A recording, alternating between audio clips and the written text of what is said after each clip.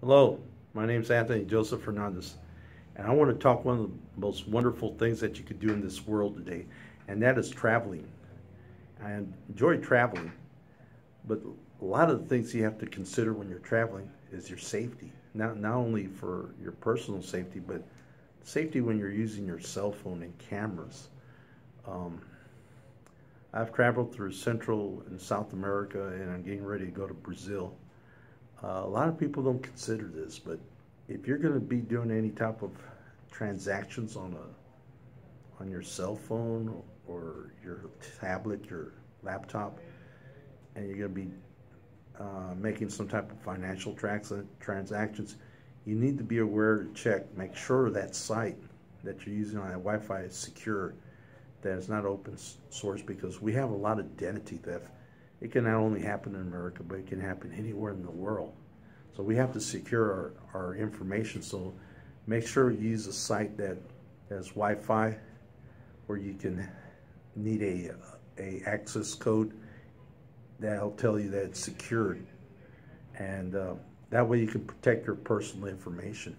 Also, when you're traveling, you don't want to be running around like you see here in the U.S., where people are more into their cell phone or their iPhone, and they're walking down the street, because you can become a easy victim of a crime target where somebody will knock you down and take your phone, or you can, or even worse, get hit by a speeding bicycle person or a truck. You end up in the hospital. So we don't want that when you're traveling. You want to have fun, not get hurt when you're trying to have fun. The other thing is also make sure you should secure all your valuables in a locker, and you need to buy a lock that will secure that. Preferably, you might want to buy 2 locks, because sometimes you may need a secondary locker. Also, when you're traveling, you don't really want to carry a passport. You can carry a copy of your passport, because there might be in cases where you'll go to some of these countries where you might run into a law enforcement officer, and they might ask you to identify who you are. And that way you can keep your passport secured, because if it gets stolen, it's a really hassle, because you have to go to the consulate, like for example, the U.S. consulate or U.S. embassy, and that can cost you $200 just for the passport. But the process to get the pictures and the time that you're going to spend 2 or 3 days there is not worth being lax on not securing your passport.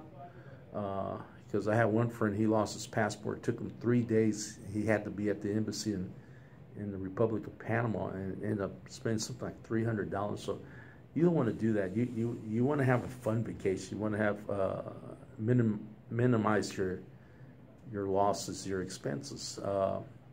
Traveling through these countries and staying in hostels is a wonderful opportunity, because you get to meet people from all over the world, and a lot of them, depending on the ones you stay at, you can get breakfast included.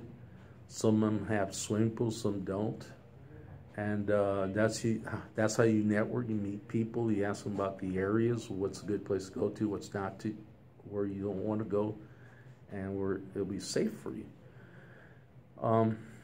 You also want to let people know when you leave. You want to text them and tell them, hey, I'm going to this location, that location, because you want them to check in with them, if not every day, but at least every 2 days, 3 days, and let them know where you're at, what you're doing. And it'd be great. You could use Facebook to let people know, hey, I'm here.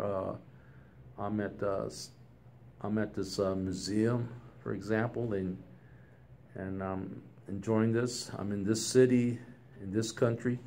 So that way there'll be a record of where you're at, because things do happen on trips. But so far, I haven't had any trouble. People ask me, why do you want to travel? Aren't you afraid?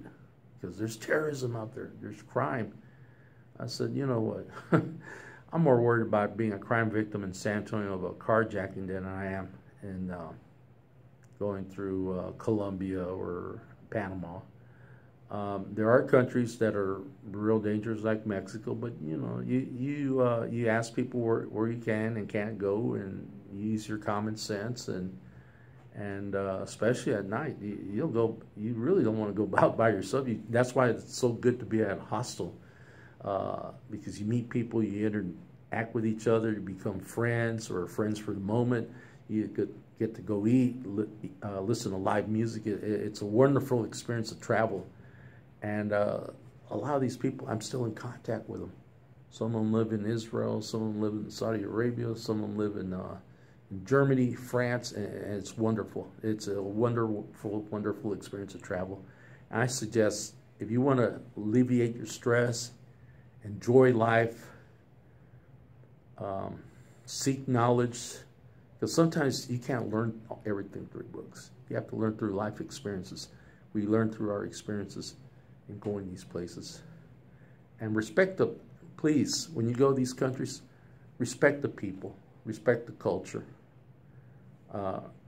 respect who they are. Don't go in there with a cocky attitude like, well, I'm superior and you're below me, because you're going to find out real soon you're going to get yourself in some serious trouble. So have a peaceful mind, open heart, be joyful, and treat everybody with respect, and be happy. Thank you.